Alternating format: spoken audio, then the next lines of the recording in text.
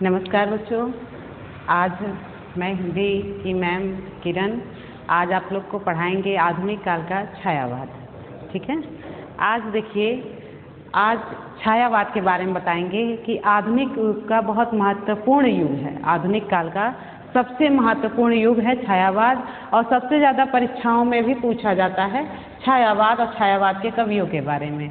ऐसा देखिए, जानते हैं कि छायावाद के 4 स्तंभ हैं जो आप बचपन से ही पढ़ते आ रहे हैं। जिन कवियों को अगर आप जानते भी होंगे तो सबसे ज़्यादा उन्हीं का नाम सुने हैं, प्रसाद पंत, निराला और महादेवी वर्मा।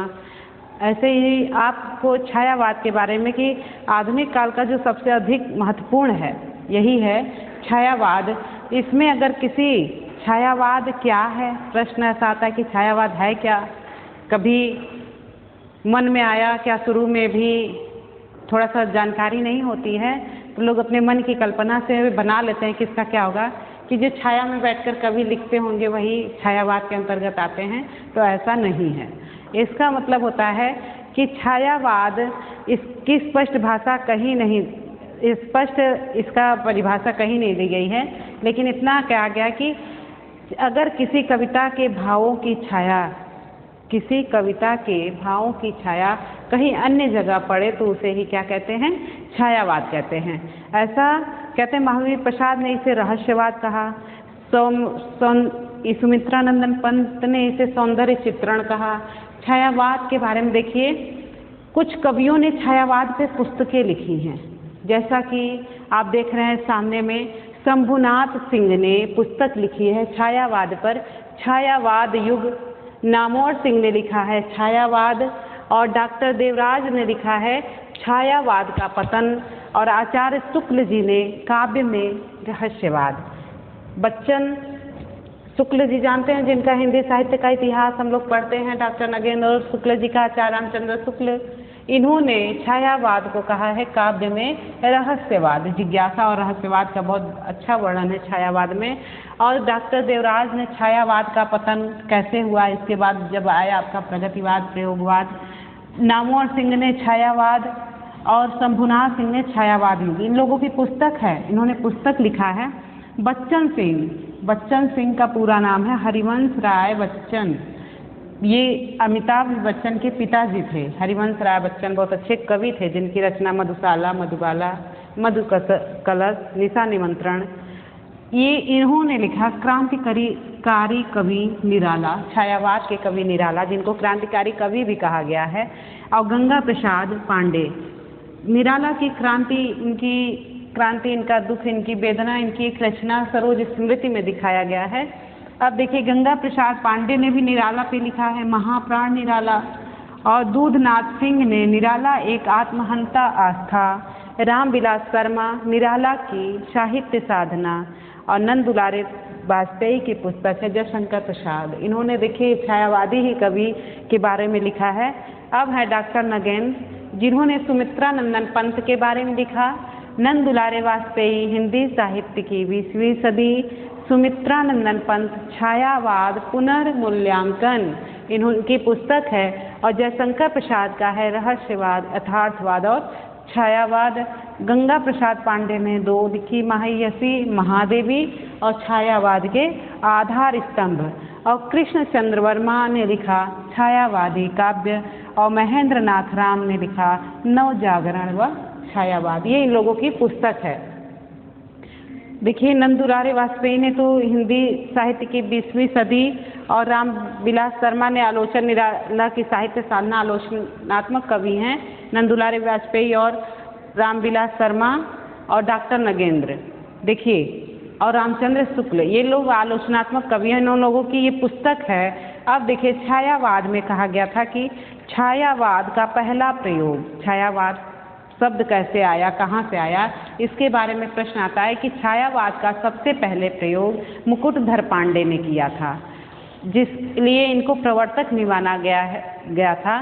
फिर बाद में इनको जयशंकर प्रसाद को बनाया गया, लेकिन शुरुआत मुकुटधर पांडे ने ही की थी सिरसादा पत्रिका से, जो सिर्फ जबलपुर से प्रकाशित होती थी। सिरसादा पत्रिका, उसी में पहला नाम दिया था छायावाद का।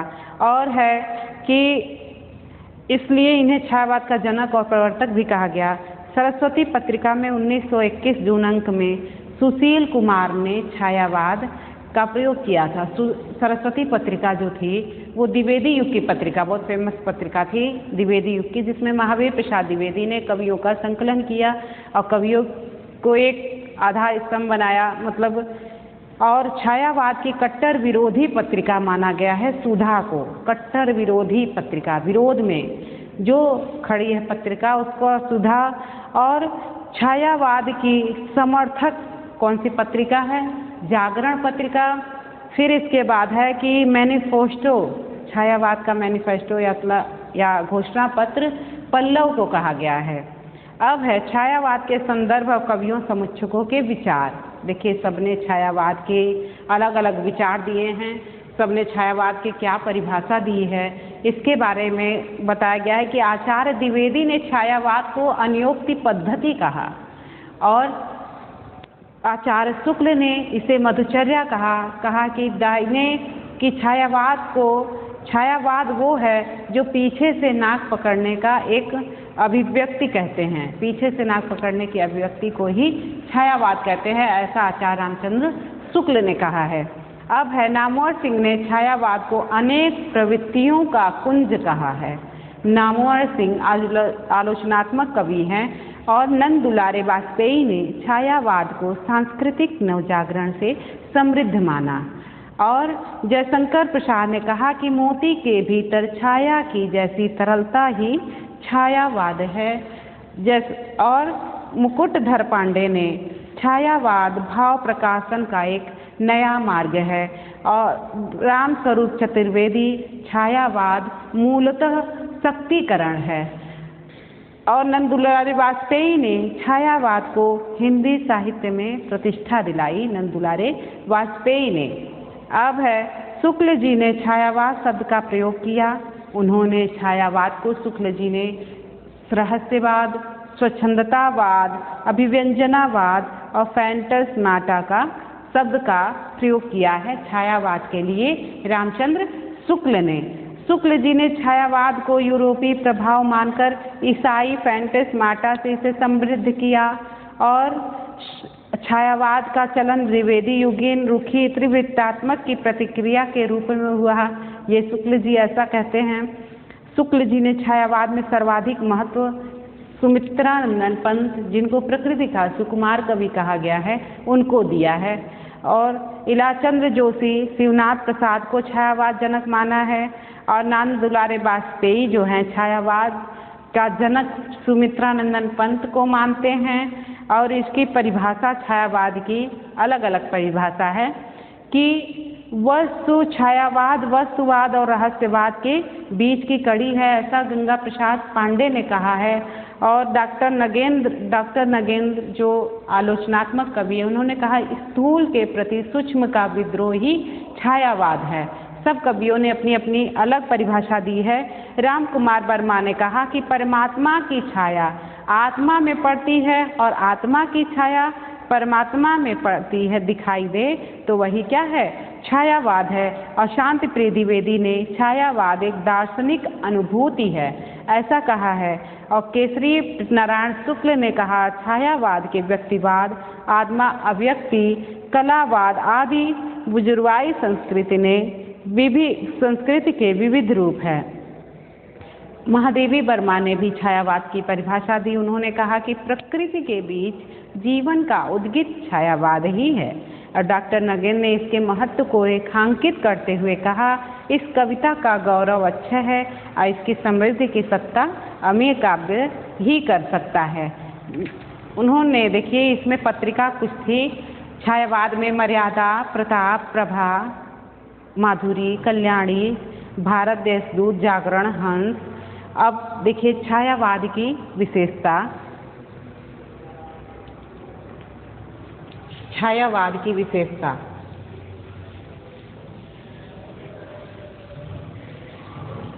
छायावाद की विशेषता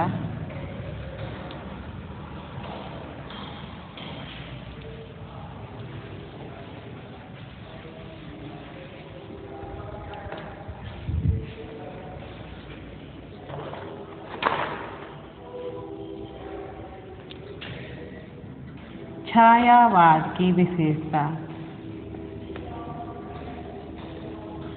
छायावाद की विशेषता।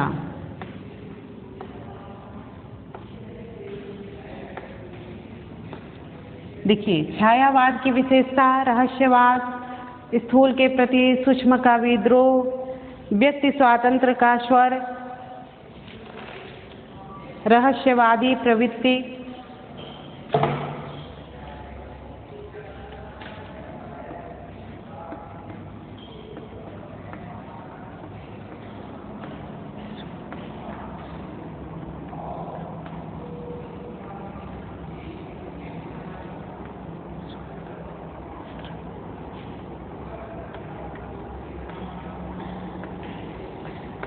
इसमें देखिए, व्यक्ति स्वतंत्रता का स्वर ऐसा देखा। प्रगतिवाद प्रयोगवाद में भी आपने देखा कि छायावादी कवियों में प्रत्येक देशवासी में स्वतंत्रता की भावना और व्यक्तिगत स्वतंत्रता की कल्पना की है। ऐसा देखा गया है जन लोगों में कि उन्होंने व्यक्ति देशवासी में स्वतंत्रता की भावना और व्यक्तिगत स्वतंत्रता की कल्पना की है छायावादी कवियों में।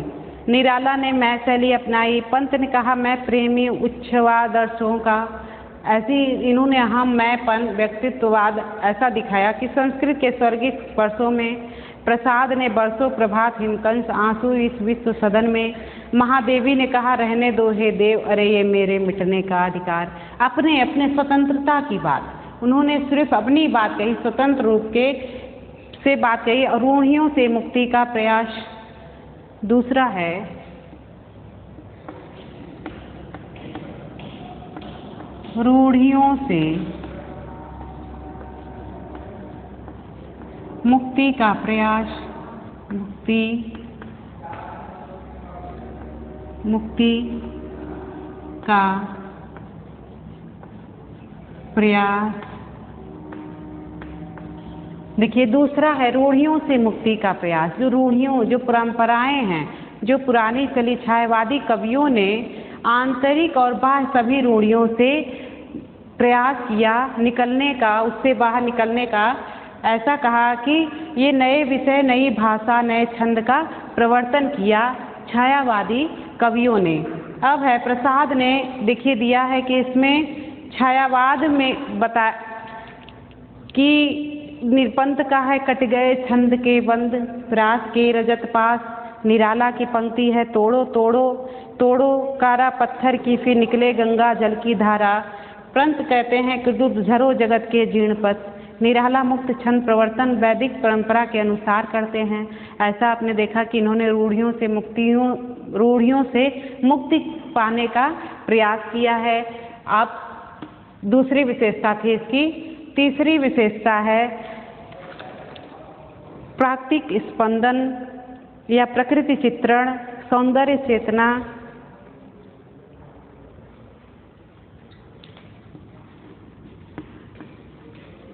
प्राकृतिक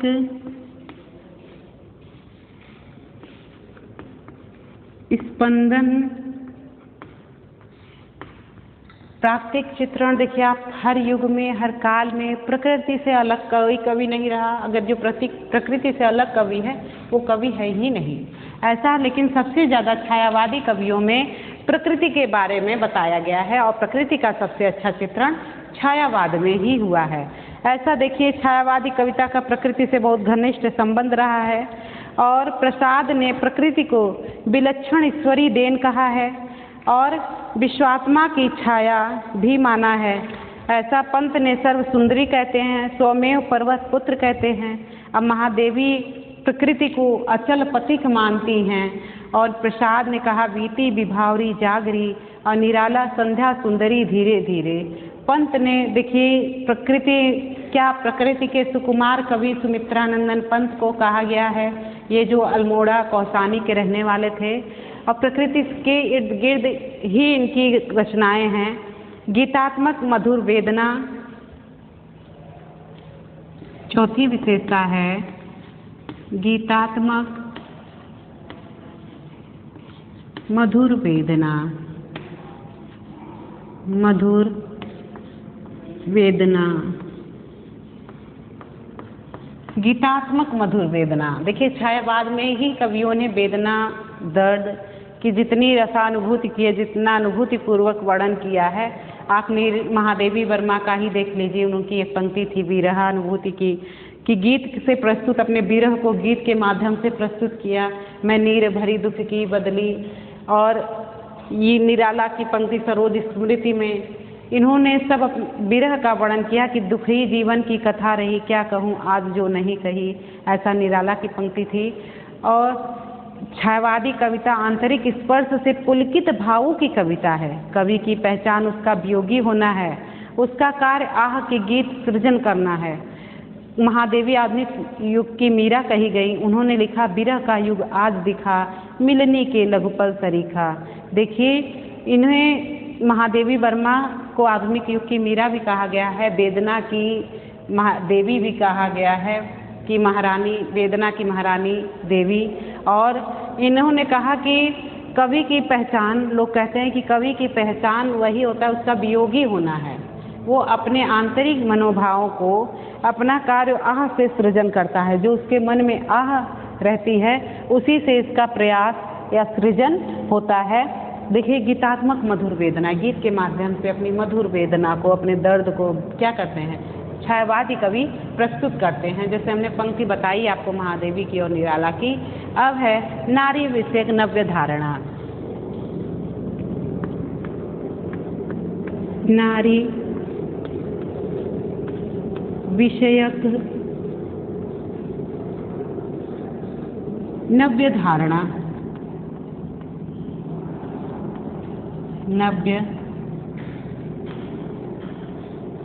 नारी विषयक नव्य धारणा, ऐसा कहा गया कि नारी को उन्होंने, छायावादी कवि सामंती रूढ़ियों से नारी को मुक्त करके राष्ट्रीय आंदोलन में सहयोग किया। उन्होंने तिरस्कृत विधवा को इष्ट देव की मंदिर की पूजा सी पवित्र कहा।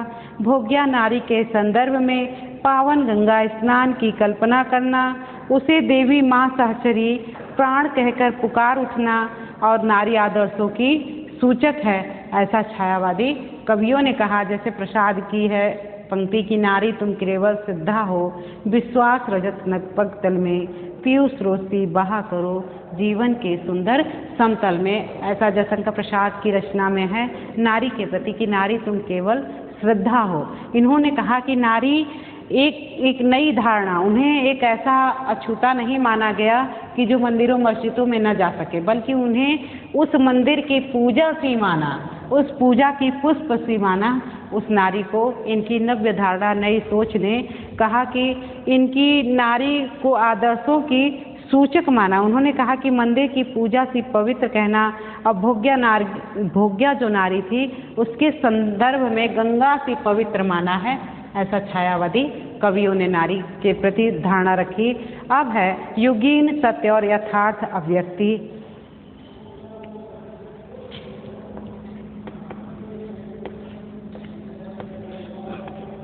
युगीन सत्य यथार्थ अभिव्यक्ति। यथार्थ अभिव्यक्ति।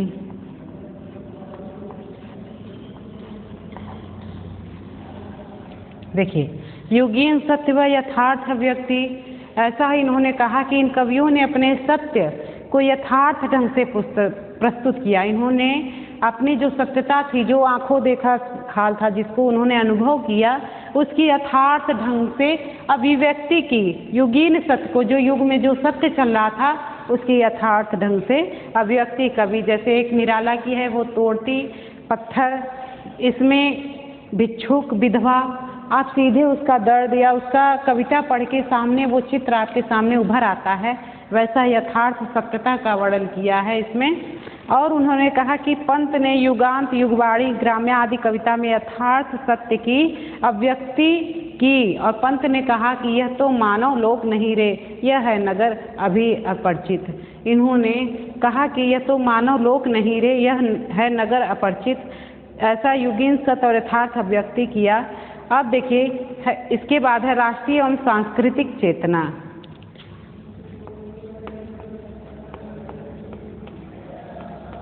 राष्ट्रीय एवं सांस्कृतिक चेतना, सांस्कृतिक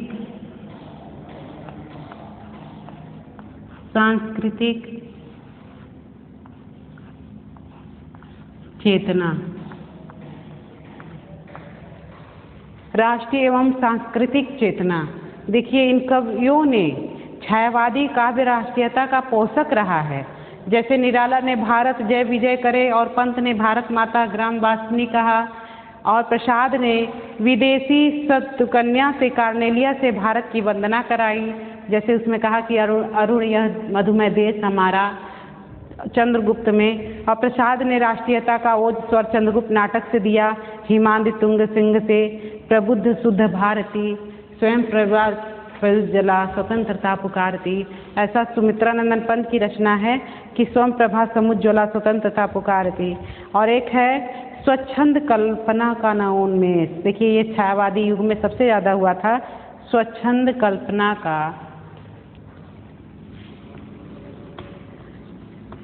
स्वच्छंद कल्पना का, स्वच्छंद कल्पना का नवोन्मेष,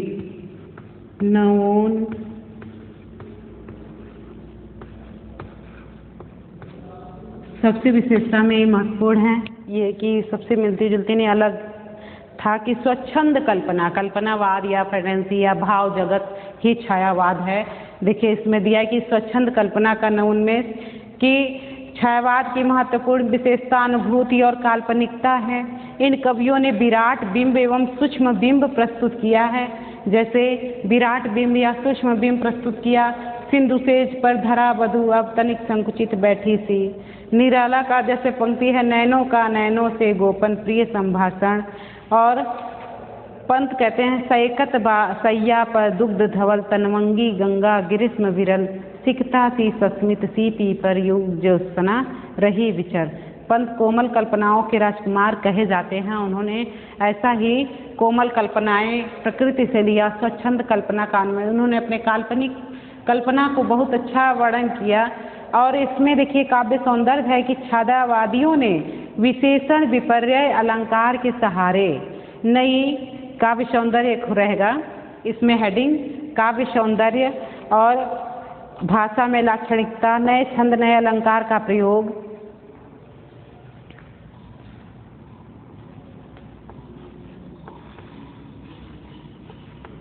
काव्य सौंदर्य,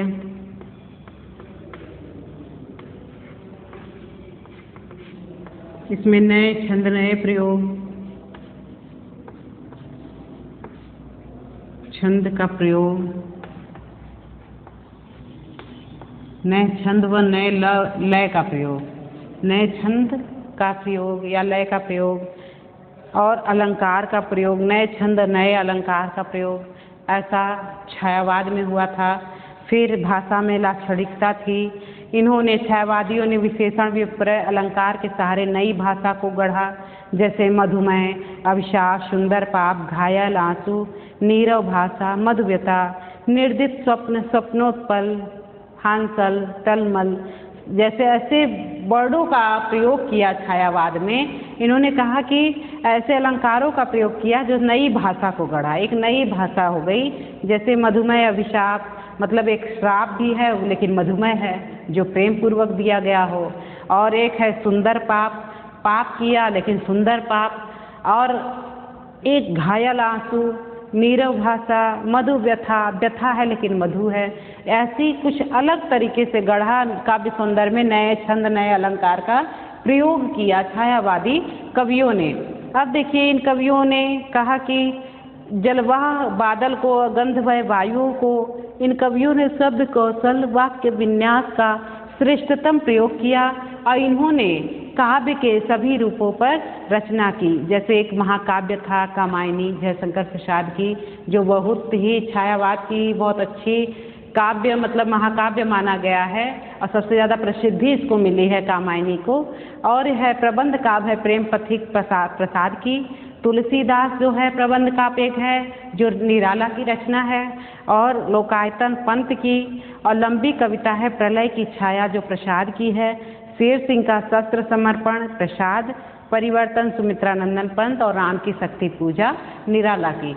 देखिए मुक्तक काव्य में उन्होंने आंसू लिखा और गीत नाट्य करुणालय शिल्पी सौंदर्य और रजत शिखर। अब छायावादी कवियों में सब छायावादी ये तो इनकी विशेषता थी कि छायावाद की विशेषता की व्यक्ति स्वातंत्र का स्वर है। इनकी रचनाओं में रूढ़ियों से मुक्ति का प्रयास किया है इन्होंने। प्राकृतिक स्पंदन गीतात्मक मधुर वेदना और नारी विषयक नव्य धारणा युगीन सत्य व यथार्थ की अभिव्यक्ति और राष्ट्रीय एवं सांस्कृतिक चेतना स्वच्छंद कल्पना का नवोन्मेष काव्य सौंदर्य में नए छंद नए अलंकार का प्रयोग नए छंद नए अलंकार का प्रयोग ऐसा इन्होंने किया। छायावाद की विशेषता थी। अब छायावाद के कवि या छायावाद के चतुष्टयी के कवि या छायावाद के 4 स्तंभ जो सबसे महत्वपूर्ण हैं उनके बारे में हम आपको बताएंगे कि छायावाद के कौन कौन से कवि कि जयशंकर प्रसाद जो 1889 से 1937 बनारस के रहने वाले हैं। जयशंकर प्रसाद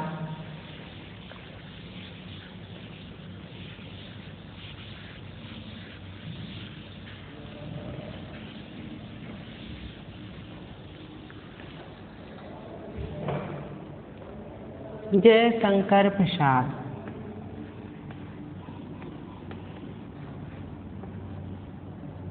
जयशंकर प्रसाद छायावाद के मुख्य कवि। इनको छायावाद का प्रवर्तक भी कहा गया है। अब इनका समय 1889 से 1937। इनका जन्म हुआ था 30 जनवरी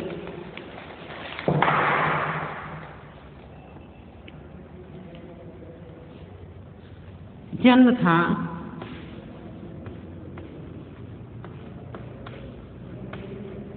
30 जनवरी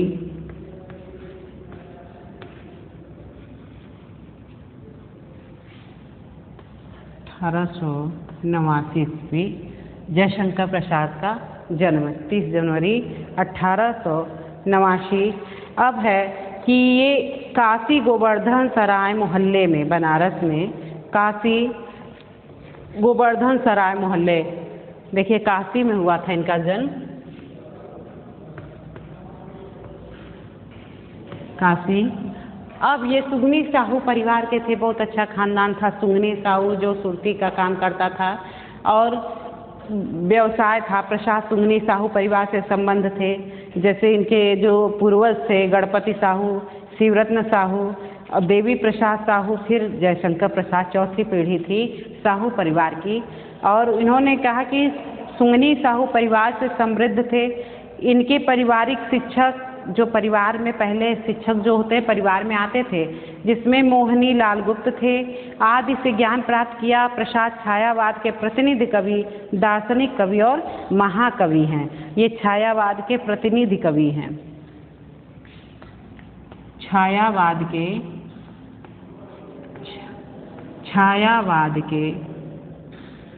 प्रतिनिधि कवि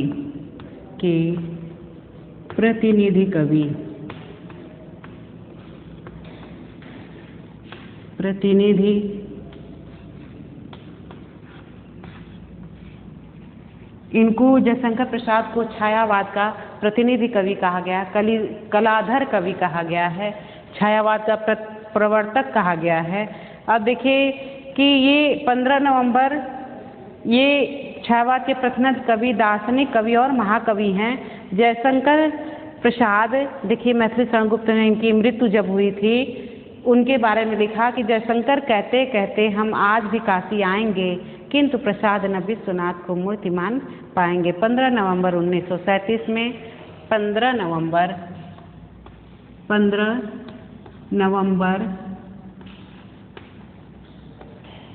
1937 में इनकी मृत्यु हो गई। 15 नवंबर 1937 में इनकी मृत्यु हो गई। और ये कहते कि इनके मरने के उपरांत जिस पर मैथिली शरण गुप्त ने इनके देहांत पे कहा कि जयशंकर कहते कहते हम आज भी काशी आएंगे, किंतु प्रसाद न विश्वनाथ को मूर्तिमान पाएंगे। प्रसाद कलाधर की काव्य यात्रा, प्रसाद को कलाधर भी कहा गया, जैसा कि कलाधर छायावाद के प्रवर्तक,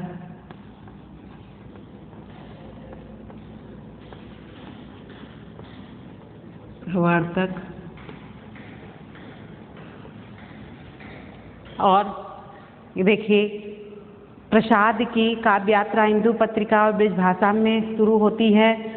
प्रसाद ने ब्रज भाषा में प्रथम काव्य संग्रह चित्राधार लिखा। प्रेम प्रथिक ब्रज भाषा में प्रबंध काव्य है जिसका खड़ी बोली में रूपांतरण किया गया। खड़ी बोली कविताओं का प्रथम संग्रह कानन कुसुम है।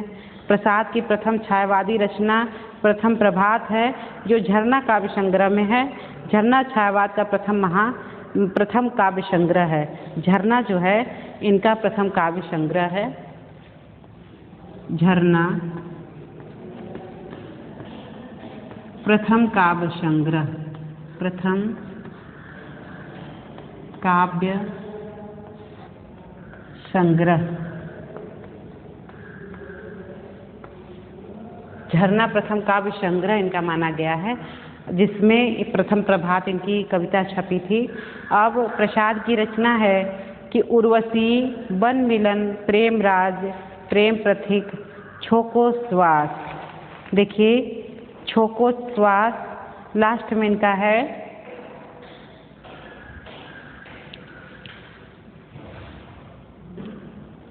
देखिए प्रसाद की, जयशंकर प्रसाद की रचनाएं, जैसा कि आपने देखा कि इन्हें कलाधर और कलाधर कवि कहा गया है, छायावाद का प्रवर्तक कहा गया है। और इनको प्रतिनिधि, छायावाद का प्रतिनिधि, 4 स्तंभों में ये प्रतिनिधि हैं। शुरुआत इन्हीं से होती है जयशंकर प्रसाद की, जो जिनका जन्म 30 जनवरी 1989 में हुआ था। इनकी कुछ रचनाएं हैं उर्वशी, वन मिलन, पहला जो इनका काव्य संग्रह थे चित्राधार, फिर कानन कुसुम है। और जिसमें देखिए एक है जो 1909 में रचनाएं, 4 रचनाएं 1909 में आई, उर्वशी, वन मिलन, प्रेम राज और प्रेम पथिक। फिर है 1910 में आया इनकी रचना छोको छवास और अयोध्या का उद्धार। ये दोनों का समय 1910 है।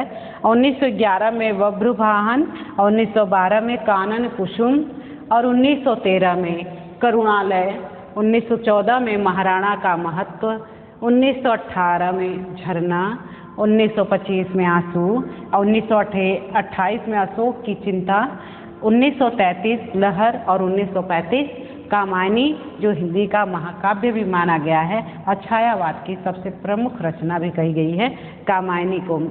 अब इसमें देखिए इनकी कुछ रचनाएं हैं कि जिनके बारे में बताते हैं। कामायनी आधुनिक काल का प्रथम आधुनिक महाकाव्य कहा गया है। आधुनिक काल का प्रथम महाकाव्य, इसे आधुनिक काल का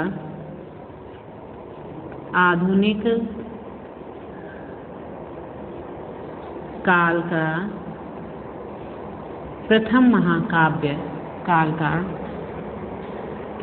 प्रथम महाकाव्य।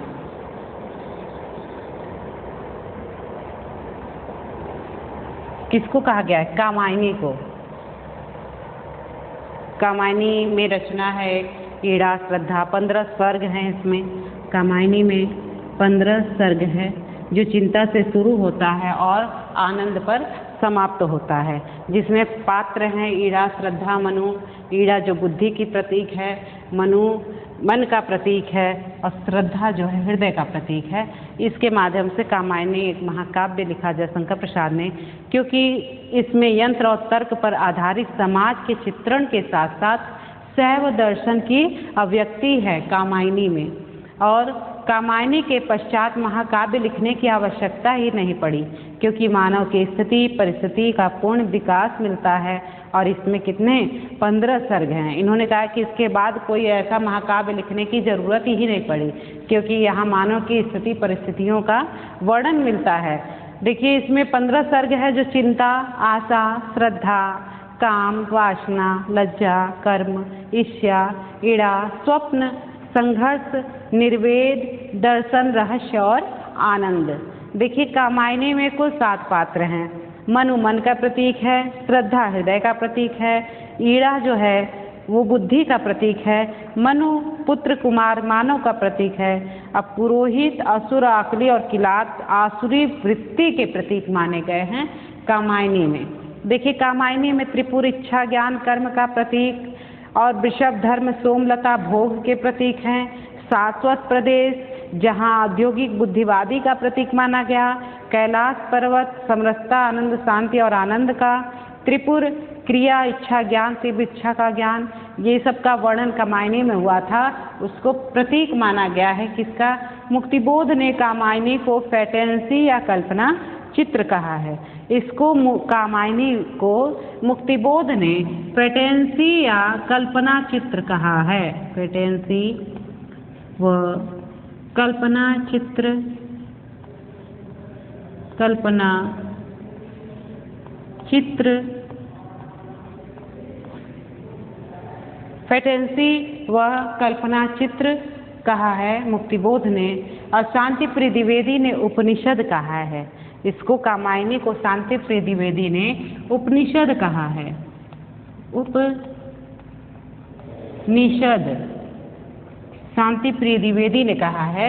अब है कि आंसू कामायनी आधुनिक मानव सभ्यता का पूर्ण दस्तावेज है। आंसू यह स्मृति काव्य है, इसमें अतीत जीवन को स्मृति के आधार पर दर्द भरी अभिव्यक्ति दी है। ऐसे हिंदी का मेघदूत भी कहा गया है। किसको? आंसू को। लहर और झरना जो फेमस रचना ये भी है इनकी, जो इनका गीत काव्य है। और झरना जो है प्रथम छायावादी काव्य संग्रह है, जिसमें प्रथम प्रभात पहली कविता है। प्रकृति स्पंदन कल्पना को लेकर के। अमुक्त छंद है इनका। शेर सिंह का स्वस्थ समर्पण, पेशवालों की प्रतिध्वनि, प्रलय की छाया लिखा। प्रसाद ने छायावाद में दार्शनिक पराकाष्ठा, उच्चतम मानवाभिव्यक्ति, बौद्धिकता की उपलब्धि अर्जित की। शुक्ल ने कामायनी को विश्वास संबंधित कहा है। ऐसा मतलब रचना है जयशंकर प्रसाद की, बहुत फेमस रचना थी कामायनी, जिसके बारे में आप लोगों ने जाना कि इसको मुक्तिबोध ने फैंटेसी व कल्पना चित्र कहा। और देखिए आधुनिक काल का इसको प्रथम महाकाव्य भी कहा गया है। अब इसके बाद आते हैं आपके निराला, सूर्यकांत त्रिपाठी निराला, दूसरे कवि, छायावादी दूसरे कवि।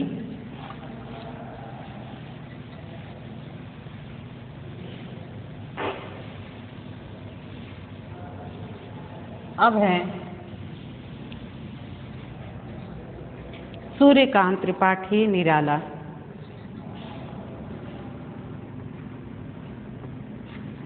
सूर्यकांत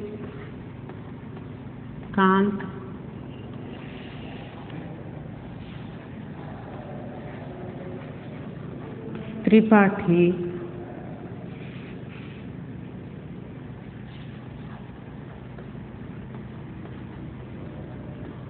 निराला, सूर्यकांत त्रिपाठी निराला। मतवाला पत्रिका से ही इनका निराला नाम सामने आया सबके। सूर्यकांत त्रिपाठी निराला के बारे में ये दूसरे स्तंभ है, जो महिषादल बंगाल के रहने वाले थे। जन्म उनका महिषादल बंगाल में हुआ था और ये कान्य कुंज ब्राह्मण थे। इनकी कहानी हम आप लोगों को बताएंगे निराला जी की। अभी थोड़ा सा इनके बारे में जान लेते हैं। इनका जन्म महिषादल बंगाल 1896 ईस्वी, महिषादल बंगाल। महिषादल बंगाल 1896 ईस्वी। देखिए 1896 ईस्वी इनका जन्म था और बचपन का नाम इनका सूरज कुमार, सूरज कुमार बचपन का नाम था। सूरज कुमार बचपन का नाम। अब निराला जी के बारे में कि निराला का विवाह दलमऊ की पिता इनके राम सहाय तिवारी जो गढ़ा कोला उन्नाव के निवासी थे, और निराला का विवाह दलमऊ की मनोहारी देवी से हुआ, जिनसे 2 संतान, पुत्री सरोज और पुत्र का नाम राम कृष्ण का जन्म हुआ। सरोज का विवाह 14 वर्ष की उम्र 1930 ईस्वी में किया, और फिर 1935 में सरोज की मृत्यु हो गई, जिस पर इन्होंने 1935 में निराला ने सरोज स्मृति लिखा, जिसे एक शोक गीत के नाम से भी जाना जाता है। इन निराला की काव्य यात्रा जूही की कली से शुरुआत होती है। जूही की कली जो 1916 में प्रकाशित हुई थी, इसे महावीर प्रसाद द्विवेदी ने सरस्वती पत्रिका में छापने से इनकार कर दिया, आरोप लगाया कि ये एक अश्लील कविता है। ऐसा कहकर इन्होंने सरस्वती पत्रिका में नहीं छापा, जिसका दर्द, जिसका दुख इन्होंने अपनी रचना सरोज स्मृति में इसका वर्णन कहा है कि दुखी जीवन की कथा रही। ऐसा इन्होंने लिखा है सरोज स्मृति में। और देखिए निराला की काव्य, निराला ने 1933 में महाराजा महादेव सेठ के मतवाला पत्रिका से जुड़े, जो कलकत्ता से प्रकाशित हुआ, जो प्रत्येक शनिवार कलकत्ता से निकलता था। इसी मतवाला पत्रिका में एक शीर्षक रखा था इन्होंने कि अमी गरल रविसी कर ससिकर, राग विराग भरा प्याला, पीते हैं जो साधक उनका प्यारा है मतवाला। ऐसा निराला जी ने शीर्षक दिया था मतवाला पत्रिका में, और उसी शीर्षक से इनका नाम निराला पड़ा है। और उसी मतवाला पत्रिका में इन्होंने अपना नाम दिया था निराला। कि इसके 8वें अंक में जूही की कली छपी, इसमें पहली बार इनका पूरा नाम सूर्यकांत, जो जूही की कली इसी पत्रिका में छपी, और यही पत्रिका में इनका पहली बार पूरा नाम आया था, सूर्यकांत त्रिपाठी निराला।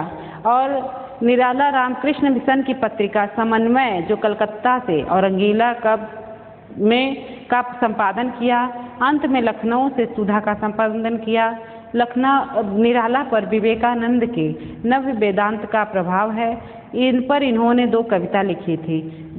विवेकानंद से प्रभावित होकर इन्होंने 2 कविता लिखी थी। एक लिखा था, देवी तुम्हें मैं क्या दूं, एक बार बस और नाच तू श्यामा। ये जो विवेकानंद से प्रभावित होकर इन्होंने, निराला जी ने रचनाएं लिखी थी। और रविन्द्रनाथ टैगोर पर इन्होंने लिखा था प्रपात के प्रति और जागो फिर, और गोविंद सिंह पर जागो फिर एक बार कविता लिखी। निराला के समीक्षात्मक पुस्तकें लिखी, ध्रुव, प्रहलाद, रविंद्र, कालिया और कानन। पंत ने पल्लव की भूमिका पर निराला पर आक्षेप किया, जिसका सशक्त उत्तर निराला ने पंत और पल्लव। निराला ने मुक्त छंद में जूही की कली लिखी, तो तुलसीदास ने सर्वाधिक छंदों का प्रयोग किया। नामवर ने निराला को छंदों का गुरु कहा। निराला की तुलना अमेरिकी कवि वाल्ट हिटमैन से की गई, और रामविलास शर्मा ने इन्हें विद्रोह और परिवर्तन का कवि कहा। निराला जी देखिए ऐसे थे ही कि इनके बारे में कोई भी वर्णन कर सकता है कि एक क्रांतिकारी थे, विद्रोह के कवि थे। और शायद आज आधुनिक जो युवा हैं उनका भी विचार लगभग निराला से मिलेगा, जब निराला के बारे में हम जानेंगे। कि रामविलास शर्मा ने राग विराग नाम से निराला का संकलन किया, जिसमें 130 कविता है, और इसमें निराला के काव्य को 3 चरण में बांटा है। इनकी देखिए, निराला ने राम की शक्ति पूजा को कृतिवास बंगला रामायण के अनुकरण में लिखा। कुकुरमुत्ता पंथ के विरुद्ध में लिखी गई, और गुलाब जो पूंजीपति और शोषक पर लिखा गया। इसमें पहली बार कठोर भाषा का प्रयोग अबे सुनबे गुलाब कह के किया। तुलसीदास प्रबंध काव्य है। तुलसी को भारत का सांस्कृतिक सूर्य कहा। निराला ने कुकुरमुत्ता को नए काव्य संग्रह में रखा, और सरोज स्मृति, राम की शक्ति पूजा व तोड़ती पत्थर तुलसीदास को अनामिका काव्य संग्रह में रखा। निराला के मुक्त छंद केचुल छंद, जो कंगारू आदि नाम दिया। निराला ने स्वयं को सरस्वती का वरद पुत्र कहा है। और 15 अक्टूबर 1961 में दारागंज इलाहाबाद में देहावसान हो गया। 15 अक्टूबर 1961 में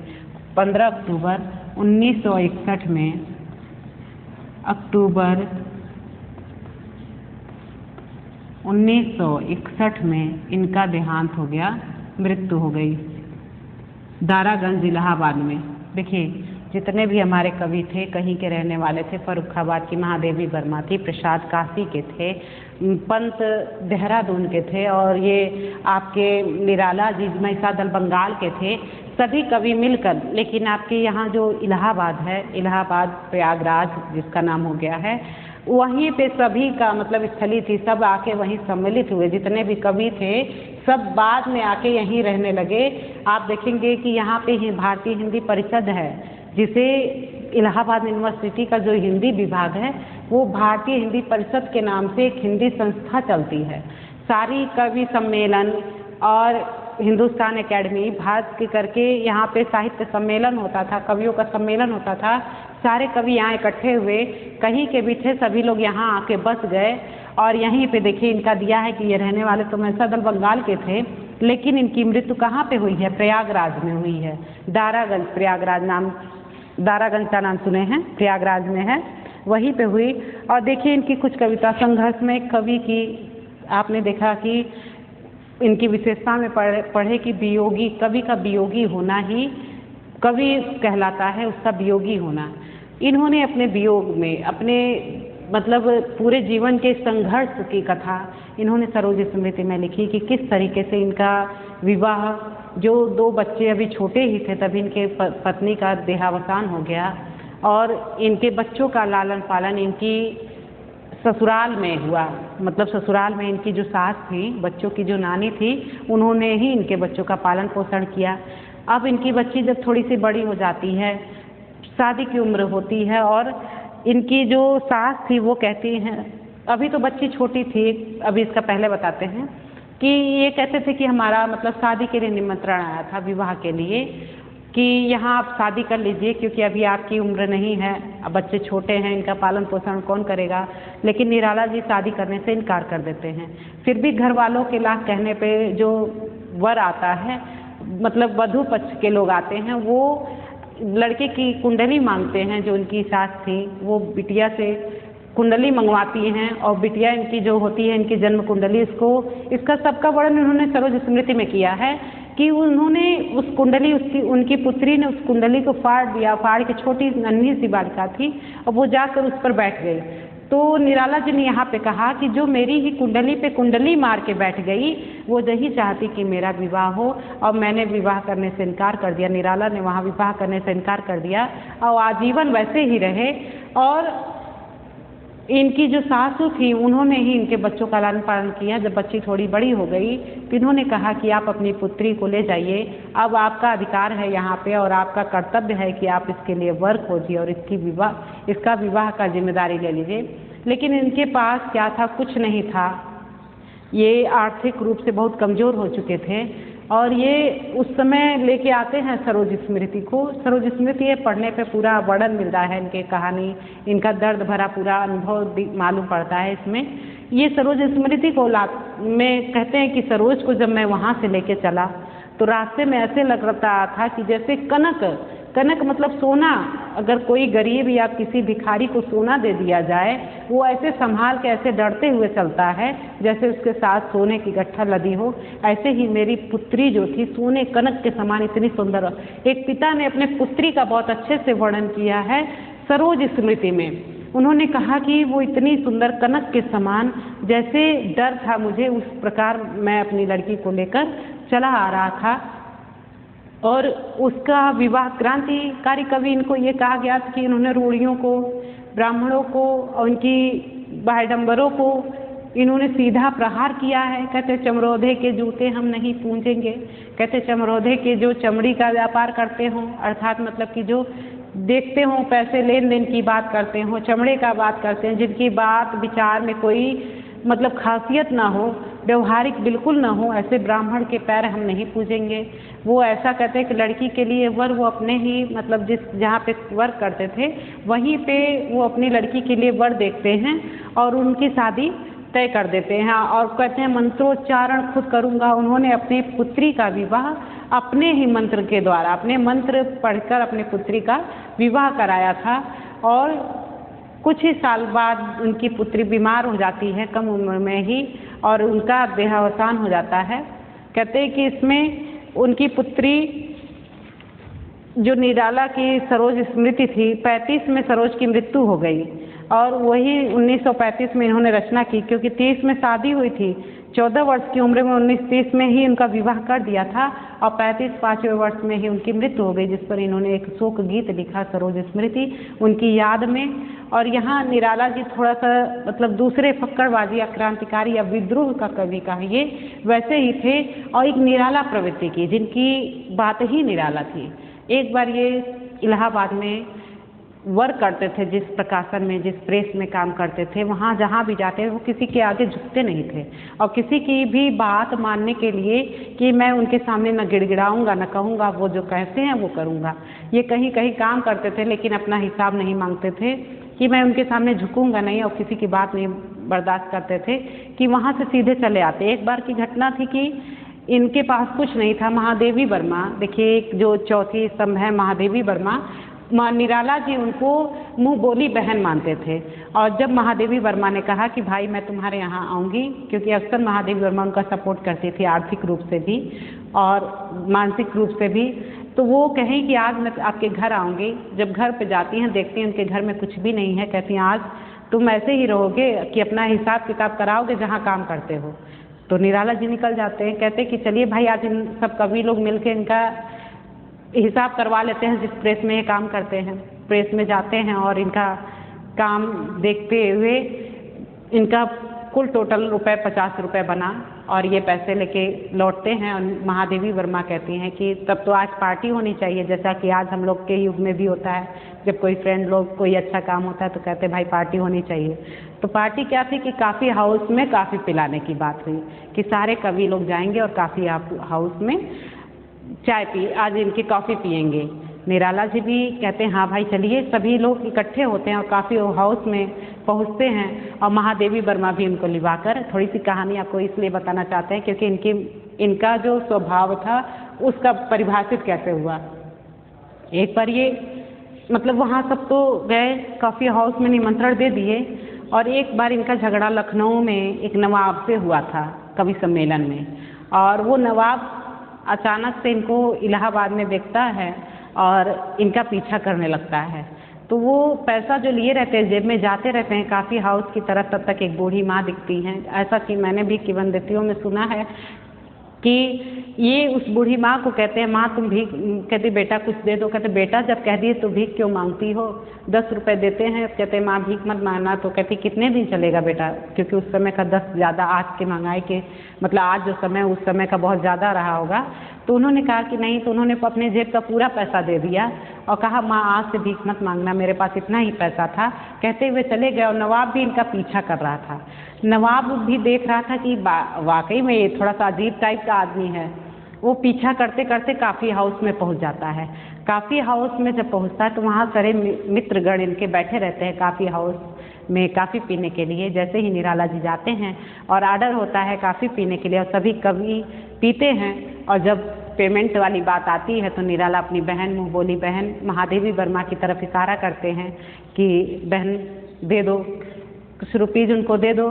तो वो कहती है तुम्हारा हिसाब तो मैं कल करवाई थी, वो पैसा क्यों नहीं दे रहे हो। तो निराला जी ने कहा कि वो तो मैंने माँ को दे दिया।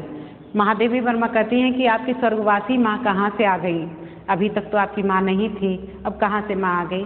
इनकी कहानी ऐसी ही विचित्र थी, विचित्र तरीके से मतलब एक ऐसे व्यक्ति थे। नवाब ने इनके लिए 2 पंक्ति कही कि अमीरी की तो ऐसी की कि सब कुछ लुटा बैठे और गरीबी की तो ऐसी की कि तेरे दर पे आ बैठे। ऐसा नवाब ने इनके लिए पंक्ति लिखा था। निराला जी का स्वभाव भी ऐसा ही था। अब इनकी कुछ रचनाएं, निराला जी की रचनाएं आप लोग को बताते हैं कि निराला जी की रचनाएं अनामिका, गीतिका, परिमल, इनकी रचना अनामिका,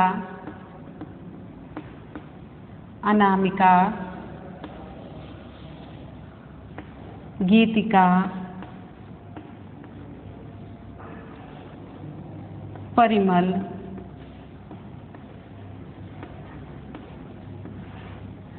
अनामिका, गीतिका, परिमल, ये प्रथम चरण में 3 थी, जिसमें इन्होंने अनामिका में तुलसीदास, सरोज स्मृति और राम की शक्ति पूजा, पत्थर, ये सब का वर्णन किया था। और फिर द्वितीय चरण में बेला अणिमा नए पत्ते, बेला अणिमा नए पत्ते, बेला अणिमा नए पत्ते, नए पत्ते। दूसरी चरण में ये तीनों रचनाएं हैं। और फिर तृतीय चरण में अर्चना, आराधना, गीत कुंज,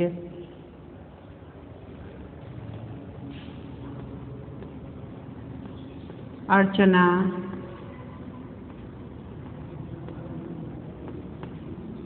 आराधना, गीत कुंज, अर्चना, आराधना, गीत कुंज, सांध्य काकली, सांध्य काकली।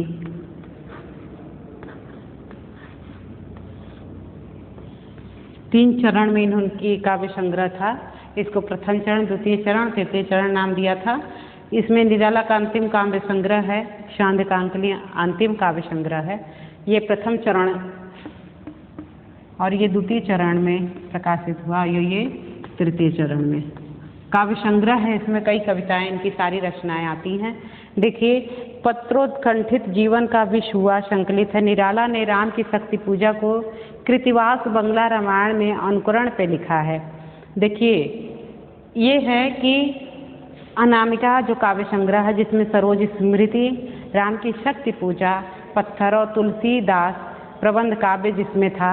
इन्होंने पहली बार कठोर भाषा का प्रयोग गुलाब पत्र में किया है, पूंजीपति एवं शोषक पर। पूंजीपति जो थे वो शोषण करते थे, शोषकों पर क्या करते थे, शोषण करते थे लोगों का, उस पर उन्होंने व्यंग किया, अबे सुनबे गुलाब। ऐसा देखिए, इन्होंने कुकुरमुत्ता पंथ के विरुद्ध में लिखी है। कुकुरमुत्ता जो है सर्वहारा का प्रतीक है। कुकुरमुत्ता आप जानते हैं कि कहीं बिना मौसम का, बिना बोए हुए कहीं भी उग जाता है। सर्वहारा, कहीं भी सर्वहारा का प्रतीक है कि कहीं भी अपना वर्चस्व बना लेते हैं। इन्होंने कहा कि तुलसीदास इनका प्रबंध काव्य है। तुलसी को भारत का सांस्कृतिक सूर्य कहा है। एक बार घटना एक और है कि तुलसीदास पे इन्होंने कि तुलसीदास रचना कैसे लिखी। अब ये देखिए, लोगों कोई भी रचना होती है, हम लोग सुनते हैं या कहीं पढ़ते हैं, उसी को हम रिवाइज करते हैं, सुनाते हैं। क्योंकि ऐसा तो नहीं कि हम लोग उस समय जीवित थे, उनके साथ थे या उनके फ्रेंड सर्कल में आते थे, ऐसा नहीं है। क्योंकि हम भी किसी के यहाँ से सुने हैं, किसी बुक में पढ़े हैं कि ऐसा है। निराला जी ने कहा कि सारे कवि, कुछ लोग आए इनके दरवाजे पे, ये थोड़ा सा कद काठी में लंबे चौड़े थे, पहलवान की तरह थे। और इनके यहाँ लोग आए और दरवाजे पे से आवाज़ आ रही थी। इन्होंने दरवाज़ा खुलवाया। लोगों ने कहा कि भाई निराला जी के तो अकेले रहते हैं, ये किसको इतना ज़ोर ज़ोर से पीट रहे हैं। दरवाज़ा खुलवाते हैं तो निराला जी पसीने से भीगे रहते हैं और कहते हैं कि आप किसको पीट रहे थे इतना तेज़ से। कह रहे बस इन्हीं को। दीवार के पीछे एक पोस्टर लगा था तुलसीदास जी का। कह कि ऐसा क्यों? कहते क्योंकि इन्होंने कुछ छोड़ा ही नहीं है जिस पर मैं लिखूं क्या। तुलसीदास को कहते हैं कि मैं लिखूं क्या, इन्होंने तो सब कुछ लिख डाला है। तो लोगों ने इनको मत दिया कि जो सबने लिख तो इन्हीं पर लिख दो। तो इनका यही रचना है तुलसीदास, जो इनका प्रबंध काव्य रहा है। अब इन्होंने कहा कि ये सांस्कृतिक सूर्य माना है इनको, तुलसीदास को। निराला ने कुकुरमुत्ता को नए काव्य संग्रह में रखा। सरोज स्मृति, राम की शक्ति पूजा, वह तोड़सी पत्थर और तुलसीदास को अनामिका काव्य संग्रह में रखा। तुलसीदास के मुक्त छंद, केचुल छंद, कहते हैं कि कंगारू आदि नाम दिया। आपने को इन्होंने स्वयं को सरस्वती का वरद कहा। और 15 अक्टूबर 1961 में दारागंज इलाहाबाद में देहावसान हो गया। इस कवि का मतलब संघर्ष करते करते 1961 में इनकी क्या हो गई, मृत्यु हो गई। अब देखिए, दूसरे कवि हैं सुमित्रानंदन पंत। सुमित्रानंदन पंत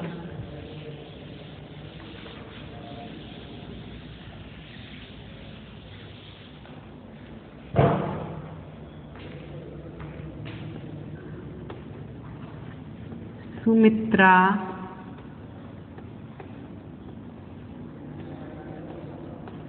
नंदन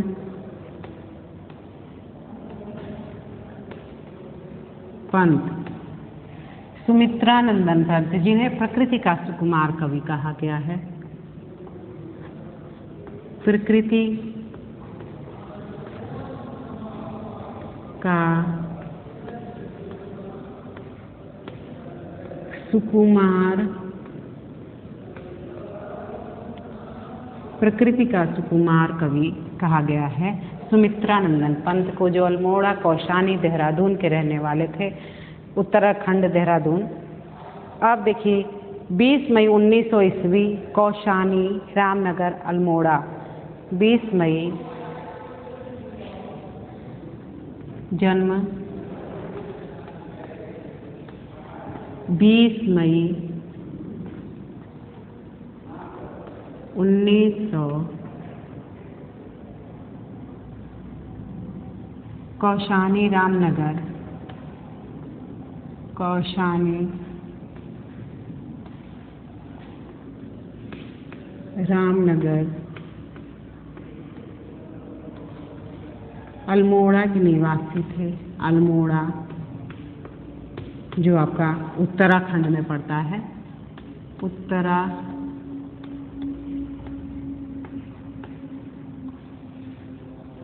उत्तराखंड में है, कौशानी रामनगर अल्मोड़ा। अब देखिए पहली रचना इनका है गिरजे का घंटा 1916 में। पहली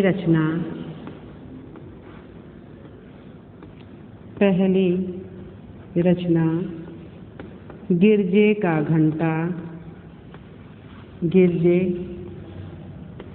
का घंटा